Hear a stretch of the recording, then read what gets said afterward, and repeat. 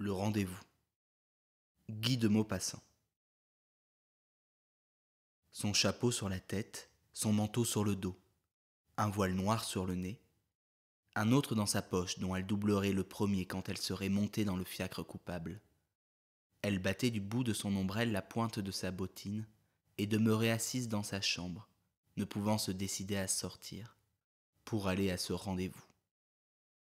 Combien de fois, pourtant, depuis 2 ans, elle s'était habillée ainsi, pendant les heures de bourse de son mari, un agent de change très mondain, pour rejoindre dans son logis de garçon le beau vicomte de Martelet, son amant. La pendule derrière son dos battait les secondes vivement. Un livre à moitié lu bâillait sur le petit bureau de bois de rose, entre les fenêtres, et un fort parfum de violette, exhalé par 2 petits bouquets baignant en 2 mignons vases de Saxe sur la cheminée, se mêlait à une vague odeur de verveine soufflée sournoisement par la porte du cabinet de toilette demeurée entr'ouverte. L'heure sonna, 3 heures, et la mit debout. Elle se retourna pour regarder le cadran, puis sourit, songeant. Il m'attend déjà. Il va s'énerver. Alors, elle sortit, prévint le valet de chambre qu'elle serait rentrée dans 1 heure au plus tard. Un mensonge. Descendit l'escalier et s'aventura dans la rue, à pied. On était au dernier jour de mai, à cette saison délicieuse où le printemps de la campagne semble faire le siège de Paris et le conquérir par-dessus les toits. Envahir les maisons, à travers les murs, faire fleurir la ville, y répandre une gaieté sur la pierre des façades, l'asphalte des trottoirs et le pavé des chaussées, la baigner, la griser de sève comme un bois qui verdit. Madame Hagan fit quelques pas à droite avec l'intention de suivre, comme toujours, la rue de Provence où elle hélerait un fiacre. Mais la douceur de l'air, cette émotion de l'été qui nous entre dans la gorge en certains jours, la pénétra si brusquement que, changeant d'idée, elle prit la rue de la Chaussée-d'Antin, sans savoir pourquoi, obscurément attirée par le désir de voir des arbres dans le square de la Trinité. Elle pensait « Bah, il m'attendra 10 minutes de plus ».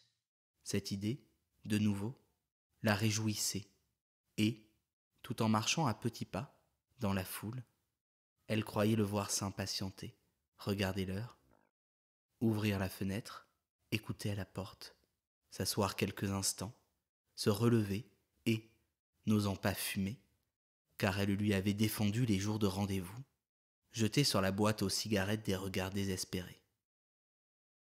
Elle allait doucement, distraite par tout ce qu'elle rencontrait, par les figures et les boutiques, ralentissant le pas de plus en plus et si peu désireuse d'arriver qu'elle cherchait, aux devantures, des prétextes pour s'arrêter. Au bout de la rue, devant l'église, la verdure du petit square l'attira si fortement qu'elle traversa la place, entra dans le jardin, cette cage à enfants, et fit 2 fois le tour de l'étroit gazon, au milieu des nounous enrubannés, épanouis, bariolés, fleuris. Puis elle prit une chaise, s'assit, et levant les yeux vers le cadran rond comme une lune dans le clocher, elle regarda marcher l'aiguille. Juste à ce moment, la demie sonna, et son cœur tressaillit d'aise en entendant tinter les cloches du carillon. 1/2 heure de gagnée, plus un quart d'heure pour atteindre la rue Miroménil, et quelques minutes encore de flânerie. 1 heure. 1 heure volée au rendez-vous. Elle y resterait 40 minutes à peine, et ce serait fini encore une fois. Dieu, comme ça l'ennuyait d'aller là-bas. Ainsi qu'un patient montant chez le dentiste, elle portait en son cœur le souvenir intolérable de tous les rendez-vous passés, un par semaine en moyenne depuis 2 ans, et la pensée qu'un autre allait avoir lieu, tout à l'heure, la crispait d'angoisse de la tête aux pieds. Non pas que ce fût bien douloureux, douloureux comme une visite au dentiste, mais c'était si ennuyeux, si compliqué, si long, si pénible que tout, même une opération, lui aurait paru préférable. Elle y allait pourtant, très lentement, à tout petits pas, en s'arrêtant, en s'asseyant, en flânant partout. Mais elle y allait. Oh, elle aurait bien voulu manquer encore celui-là, mais elle avait fait poser ce pauvre vicomte 2 fois de suite le mois dernier, et elle n'osait point recommencer si tôt. Pourquoi y retournait-elle? Ah, pourquoi? Parce qu'elle en avait pris l'habitude, et qu'elle n'avait aucune raison à donner à ce malheureux martelé quand il voudrait connaître ce pourquoi. Pourquoi avait-elle commencé? Pourquoi? Elle ne le savait plus. L'avait-elle aimé? C'était possible. Pas bien fort, mais un peu, voilà si longtemps. Il était bien, recherché, élégant, galant, et représentait strictement, au premier coup d'œil, l'amant parfait d'une femme du monde. La cour avait duré 3 mois, temps normal, lutte honorable, résistance suffisante. Puis elle avait consenti. Avec quelle émotion, quelle crispation, quelle peur horrible et charmante à ce premier rendez-vous, suivi de tant d'autres dans ce petit entresol de garçons, rue de Miroménil. Son cœur? Qu'éprouvait alors son petit cœur de femme séduite, vaincue, conquise, en passant pour la première fois la porte de cette maison de cauchemar? Vrai, elle ne le savait plus. Elle l'avait oublié. On se souvient d'un fait, d'une date, d'une chose, mais on ne se souvient guère, 2 ans plus tard, d'une émotion qui s'est envolée très vite, parce qu'elle était très légère. Oh, par exemple, elle n'avait pas oublié les autres, ce chapelet de rendez-vous, ce chemin de la croix de l'amour, aux stations si fatigantes, si monotones, si pareilles, que la nausée lui montait aux lèvres en prévision de ce que ce serait tout à l'heure. Dieu, ces fiacres qu'il fallait appeler pour aller là. Ils ne ressemblaient pas aux autres fiacres, dont on se sert pour les courses ordinaires. Certes, les cochers devinaient. Elle le sentait rien qu'à la façon dont il la regardait, et ses yeux des cochers de Paris sont terribles. Quand on songe qu'à tout moment, devant le tribunal, ils reconnaissent, au bout de plusieurs années, des criminels qu'ils ont conduits une seule fois, en pleine nuit, d'une rue quelconque à une gare, et qu'ils ont affaire à presque autant de voyageurs qu'il y a d'heures dans la journée, et que leur mémoire est assez sûre pour qu'ils affirment: voilà bien l'homme que j'ai chargé rue des Martyrs et déposé gare de Lyon à minuit 40, le 10 juillet de l'an dernier. N'y a-t-il pas de quoi frémir lorsqu'on risque ce que risque une jeune femme allant à un rendez-vous, en confiant sa réputation au premier venu de ses cochers? Depuis 2 ans, elle en avait employé, pour ce voyage de la rue Miroménil, au moins 100 à 120, en comptant un par semaine. C'était autant de témoins qui pouvaient déposer contre elle dans un moment critique. Aussitôt dans le fiacre, elle tirait de sa poche l'autre voile, épais et noir comme un loup, et se l'appliquait sur les yeux. Cela cachait le visage, oui, mais le reste, la robe, le chapeau, l'ombrelle, ne pouvait-on pas les remarquer et les avoir vus déjà? Oh, dans cette rue de Miroménil, quel supplice! Elle croyait reconnaître tous les passants, tous les domestiques, tout le monde. À peine la voiture arrêtée, elle sautait et passait en courant devant le concierge, toujours debout sur le seuil de sa loge. En voilà un qui devait tout savoir, tout. Son adresse, son nom, la profession de son mari, tout. Car ces concierges sont les plus subtils des policiers. Depuis 2 ans, elle voulait l'acheter, lui donner, lui jeter, un jour ou l'autre, un billet de 100 francs en passant devant lui. Pas une fois elle n'avait osé faire ce petit mouvement de lui lancer au pied ce bout de papier roulé. Elle avait peur. De quoi? Elle ne savait pas.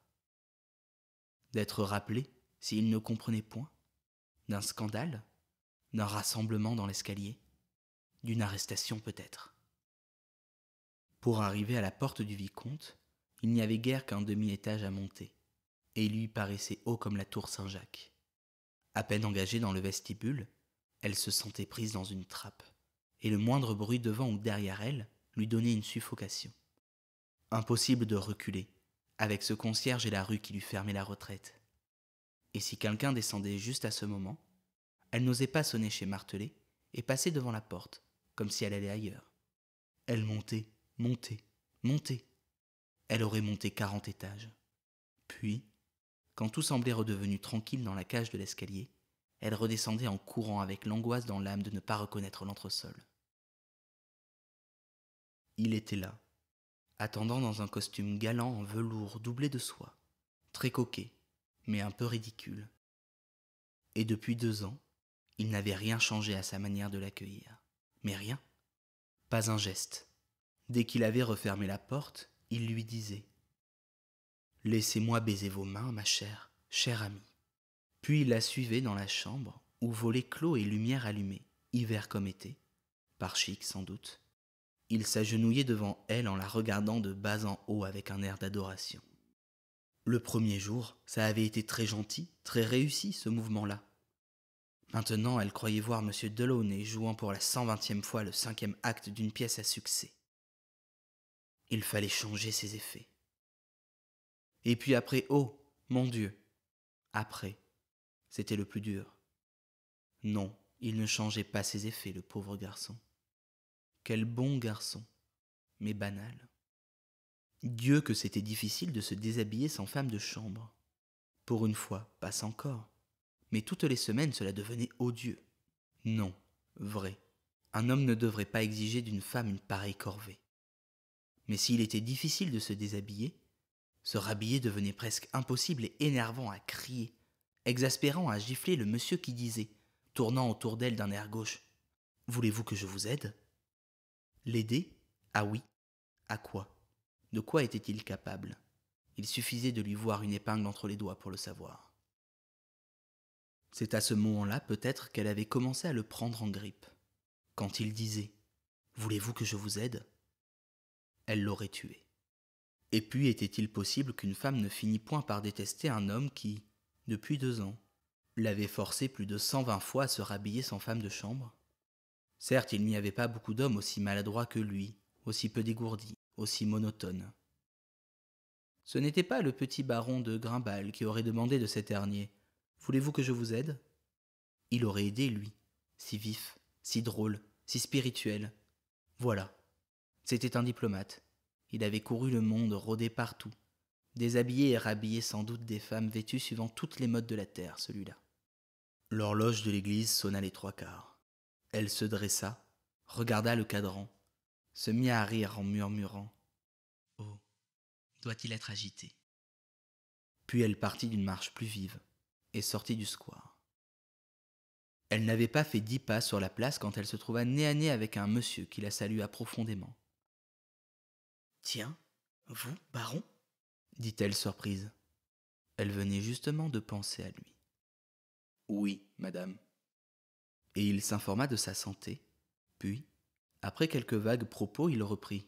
« Vous savez que vous êtes la seule, vous permettez que je vous dise de mes amis, n'est-ce pas, qui ne soient point encore venus visiter mes collections japonaises. » « Mon cher baron, une femme ne peut aller ainsi chez un garçon ?»« Comment ? Comment ? En voilà une erreur quand il s'agit de visiter une collection rare. En tout cas, elle ne peut y aller seule. »« Et pourquoi pas ? Mais j'en ai reçu des multitudes de femmes seules, rien que pour ma galerie. J'en reçois tous les jours. Voulez-vous que je vous les nomme ? Non. Je ne le ferai point. Il faut être discret même pour ce qui n'est pas coupable. En principe, il n'est inconvenant d'entrer chez un homme sérieux, connu, dans une certaine situation, que lorsqu'on y va pour une cause inavouable. Au fond, c'est assez juste ce que vous dites là. Alors venez voir ma collection. Quand ? Mais tout de suite. Impossible, je suis pressé. Allons donc. Voilà une demi-heure que vous êtes assise dans le square. Vous m'espionniez ? Je vous regardais. Vrai, je suis pressé. Je suis sûr que non. Avouez que vous n'êtes pas très pressé. Madame Hagan se mit à rire et avoua. Non, non, pas très. Un fiacre passait à les toucher. Le petit baron cria « Cocher !» et la voiture s'arrêta. Puis, ouvrant la portière. « Montez, madame. »« Mais baron, non, c'est impossible, je ne peux pas aujourd'hui. »« Madame, ce que vous faites est imprudent, montez. On commence à nous regarder et vous allez former un attroupement. On va croire que je vous enlève et nous arrêter tous les deux. Montez, je vous en prie. » Elle monta, effarée, abasourdie. Alors il s'assit auprès d'elle en disant au cocher « Rue de Provence. » Mais soudain elle s'écria « Oh, mon Dieu, j'oubliais une dépêche très pressée. Voulez-vous me conduire d'abord au premier bureau télégraphique ?» Le fiacre s'arrêta un peu plus loin rue de Châteaudun, et elle dit au baron : « Pouvez-vous me prendre une carte de 50 centimes ? J'ai promis à mon mari d'inviter Martelet à dîner pour demain, et j'ai oublié complètement. » Quand le baron fut revenu, sa carte bleue à la main, elle écrivit au crayon : « Mon cher ami, je suis très souffrante. J'ai une névralgie atroce qui me tient au lit. Impossible de sortir. Venez dîner demain soir pour que je me fasse pardonner. Jeanne. » Elle mouilla la colle, ferma soigneusement, mit l'adresse. Vicomte de Martelet, 240, rue Miroménil. Puis, rendant la carte au baron : « Maintenant, voulez-vous avoir la complaisance de jeter ceci dans la boîte aux télégrammes ?